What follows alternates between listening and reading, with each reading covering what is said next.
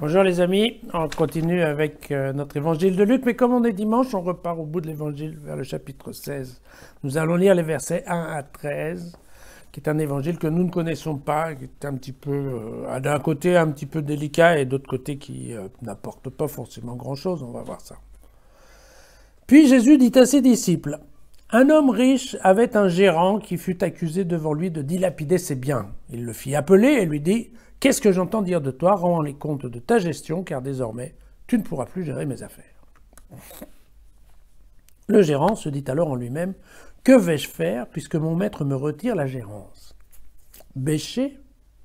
Je n'en ai pas la force. Mendier? J'en ai honte.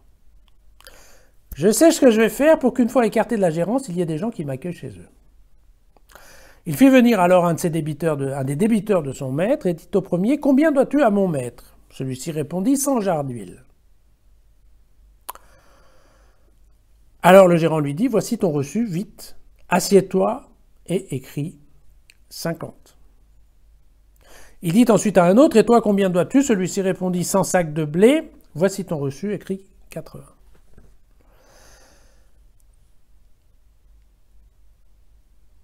Évidemment, le maître fit l'éloge du gérant trompeur parce qu'il avait agi avec habileté. En effet, ceux qui appartiennent à ce monde sont plus habiles vis-à-vis de leurs semblables que ceux qui appartiennent à la lumière. Eh bien, moi je vous le dis, faites-vous des amis avec l'argent trompeur pour qu'une fois que celui-ci a disparu, ces amis vous accueillent dans des demeures éternelles. Celui qui est digne de confiance pour une toute petite affaire est digne de confiance aussi pour une grande. Et celui qui est trompeur pour une toute petite affaire est trompeur aussi pour une grande. Si donc vous n'avez pas été digne de confiance pour l'argent trompeur, qui vous confiera le bien véritable? Si vous n'avez pas été digne de confiance pour ce qui vous est étranger, qui vous donnera ce qui est à vous?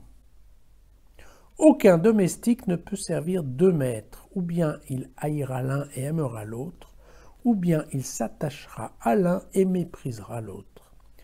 Vous ne pouvez servir Dieu et l'argent. Quel dommage.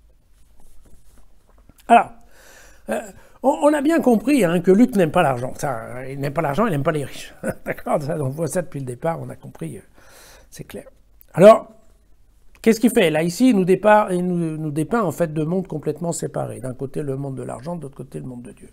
Évidemment, comme il nous dit que le monde de Dieu, c'est le monde de la lumière, on en déduit que le monde de l'argent, évidemment, c'est le monde de la corruption et de toutes choses qui sont absolument l'abus, l'avidité, toutes ces choses horribles qui sont liées à l'argent.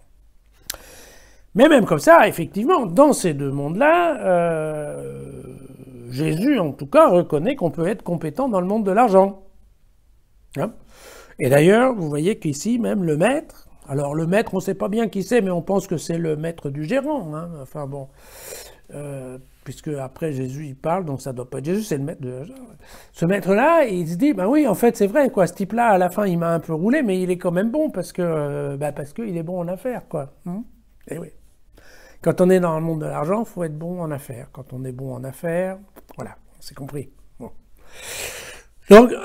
Donc effectivement, et Jésus insiste un peu puisqu'il dit, mais attendez, allez-y. Il dit, moi je vous dis, faites-vous des amis avec l'argent trompeur, pour qu'une fois celui-ci disparu, c'est-à-dire que l'argent trompeur, ça ne dure pas très longtemps.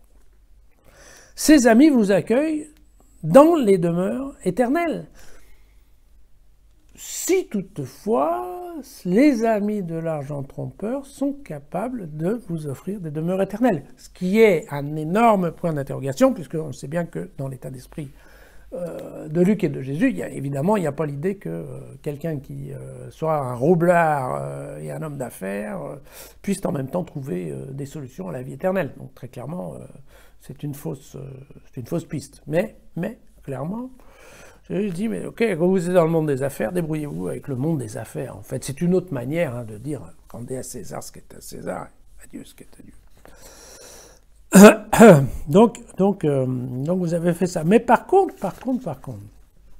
quand même, et c'est la deuxième partie, en effet, de cet évangile.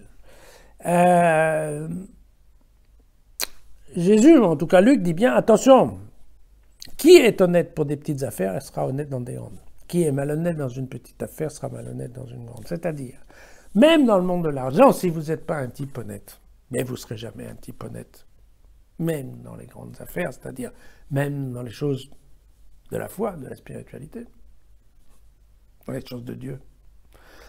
Et donc, il y a quand même quelque part Luc qui passe un message que malhonnête en affaires, alors le Seigneur hésitera à vous confier de vraies richesses. D'accord.